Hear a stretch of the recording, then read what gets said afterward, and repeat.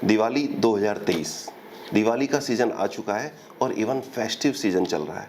इस सीज़न में मेरा हम सभी की तरफ से इन्वेस्ट आज फॉर कल परिवार की तरफ से आप सभी को हार्दिक दिवाली की शुभकामनाएं। भगवान प्रभु आपके लिए वो सब कुछ लेके आए इस दिवाली पर जो आपके मन की इच्छा हो। आपका इन्वेस्टमेंट पोर्टफोलियो हमेशा की तरह ग्रो करे। इसी शुभकामनाओं के साथ आज हम बात करते हैं उनके बारे में जिनका ये त्यौहार होता है। दिवाली त्यौहार है लक्ष्मी जी का, तो और आपके घर की लक्ष्मी कौन है? आपकी धर्मपत्नी, आपकी माताएं और बहनें। उनके लिए ये प्रोग्राम लेके आए हैं और आज का हमारा टॉपिक है गोल्ड, जिसका नाम सुनते ही घर की लेडीज खुश हो जाएंगी।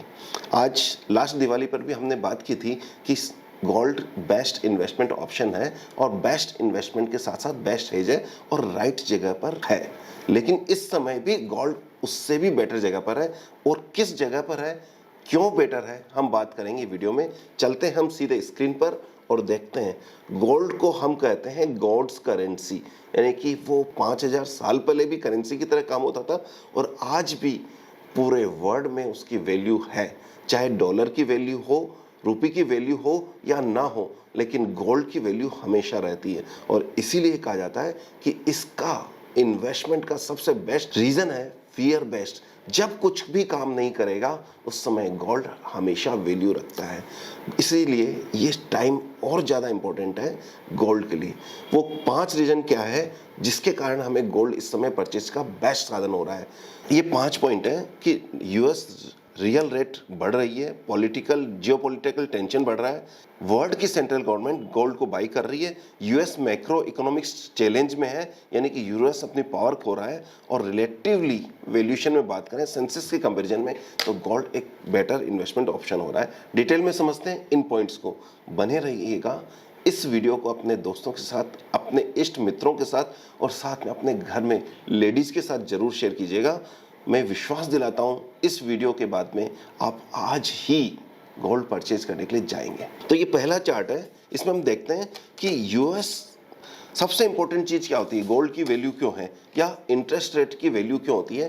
क्योंकि इंटरेस्ट रेट जब भी पॉजिटिव होता है, पॉजिटिव का मतलब आज इंडिया के टर्म में हम बात करते हैं कि हमें इंटरेस्ट रेट 7.5% है जबकि हमारा इन्फ्लेशन 6% है। इसका मतलब हमें पॉजिटिव 1.5 इंटरेस्ट रेट मिल रहा है नेट में। इसका मतलब क्या हुआ कि इंटरेस्ट रेट माइनस इन्फ्लेशन, ये एक्चुअल में आपके पैसे ने जो अर्न किया है वो ग्रोथ है, यानी कि 1.5%।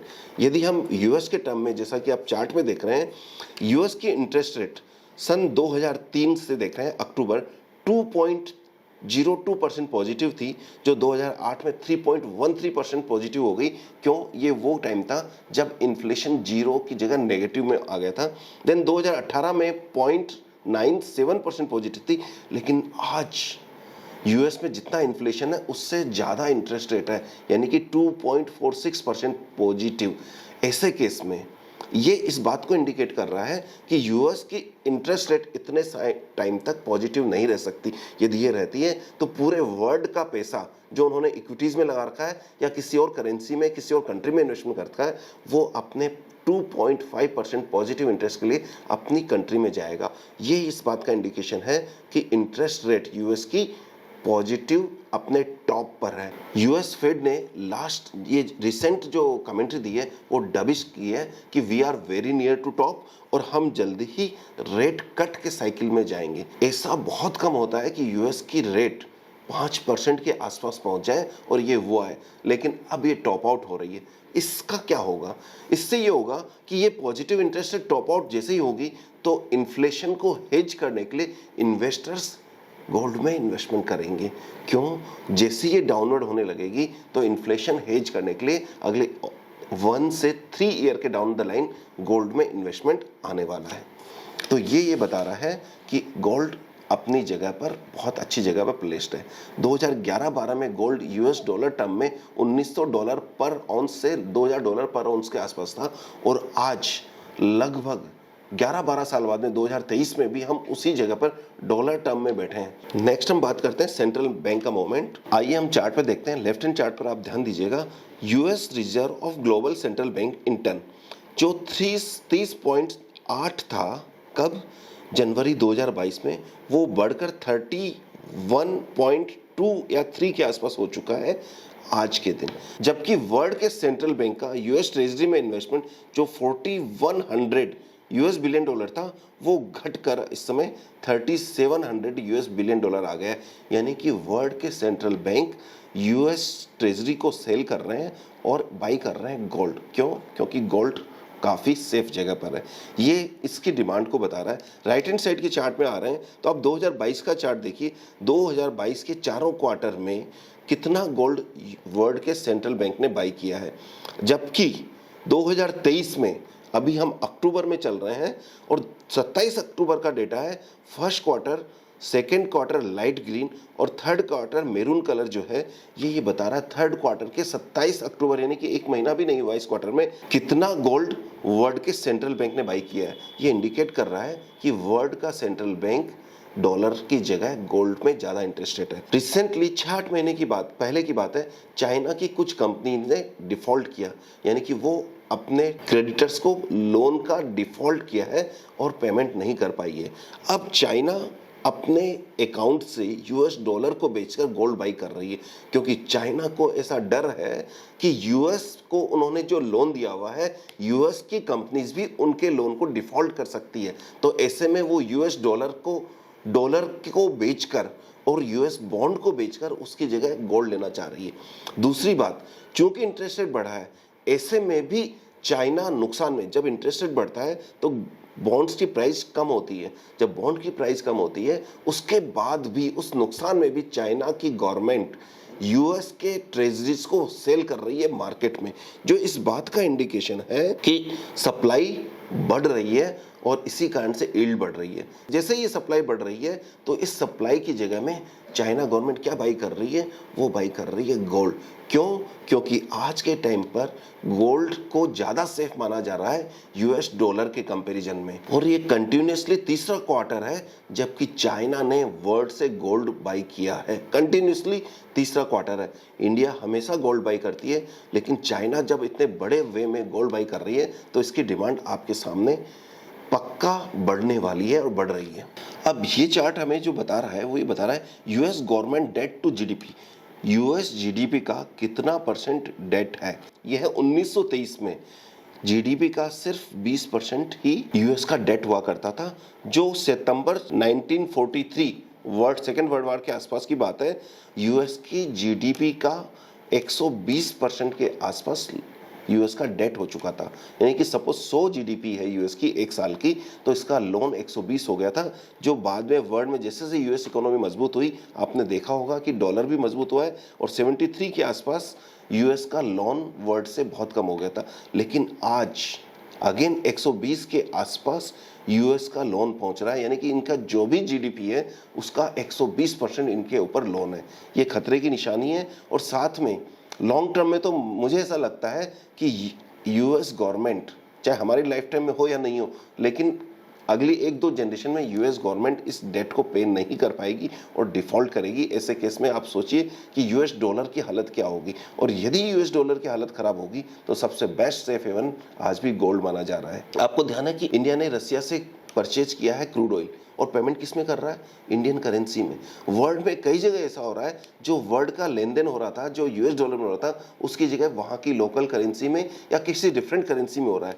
ये भी डॉलर की पावर को कमज़ोर कर रही है, और यदि डॉलर की पावर कमज़ोर होती है तो इसके लिए सबसे बेस्ट अल्टरनेट होगा वो गोल्ड ही होने वाला है। डॉलर की पावर कमजोर होने का एक और रीजन भी है कि यूएस फिस्कल डेफिसिट, हमने अक्सर सुना है कि हमारा फिस्कल डेफिसिट 5-6-7% होता है, लेकिन क्या आप सोच सकते हैं कि यूएस का फिस्कल डेफिसिट, जहां इन्फ्लेशन नहीं है, जहां इन्फ्लेशन की जरूरत नहीं है, डेवलप्ड इकोनॉमी है, हम डेवलपिंग इकोनॉमी है, उसके बाद भी यूएस का फिस्कल डेफिसिट 2021-22 में -6% है। यानी कि 100 रुपये की इनकम के अगेंस्ट में वो 106 रुपये खर्चा कर रहे हैं, जो तो हमारे यहाँ की इकोनॉमी होता है जहाँ इन्फ्लेशन होता है। ये इस बात को इंडिकेट कर रहा है कि यूएस डॉलर की वैल्यू बाजार में कम होने वाली है। यदि उनके यहाँ भी इन्फ्लेशन रहा, उनके यहाँ डेफिसिट का बजट रहा, जिसको पूरा करने के लिए उनको डॉलर छापना पड़ेगा, तो मसला क्लियर है, कि जब डॉलर छापना पड़ेगा तो डॉलर की उतनी वैल्यू क्यों होनी चाहिए। पिछले 20 साल यदि हम देखें 1991 से लेकर 2018 तक के, तो ये बड़े पीसफुल रहे पूरे वर्ल्ड में, कोई बड़ा वॉर लाइक सिचुएशन नहीं हुई है। लेकिन रिसेंटली चाइना यूएसए का ट्रेड वॉर आपके सामने है, रसिया और यूक्रेन का वॉर हो चुका है और हमास और इजराइल का वॉर चल रहा है। और आपको लगता है कि कोई भी वर्ल्ड कि कोई कंट्री इसको सेटल करने के मूड में है? वो सब इसमें आग में घी का काम कर रही है। यूएस कह रही है कि हम सप्लाई करेंगे सारे वेपन्स, उनको अपने वेपन्स बेचने हैं। तो ऐसे में जब अनसर्टेनिटी होती है तो सबसे सेफ वन हम जानते हैं गोल्ड ही होता है, क्योंकि वही सेफेस्ट करेंसी मानी जाती है। तो इसीलिए हम कहते हैं gold is God's own currency, God की करेंसी है। 2011-12 में गोल्ड यूएस डॉलर टर्म में $2000 था और आज 2023 में भी $2000 के आसपास है। मतलब क्या होता है कि इस समय में डॉलर प्राइस तो एप्रिशिएट हुई है इंडियन रुपी के टर्म्स में, लेकिन गोल्ड की प्राइस डॉलर के टर्म में कोई एप्रिशिएशन नहीं हुआ है। पिछले 11, 12, 13 साल में डॉलर टर्म में गोल्ड ने कोई एप्रिशिएशन नहीं दिया है।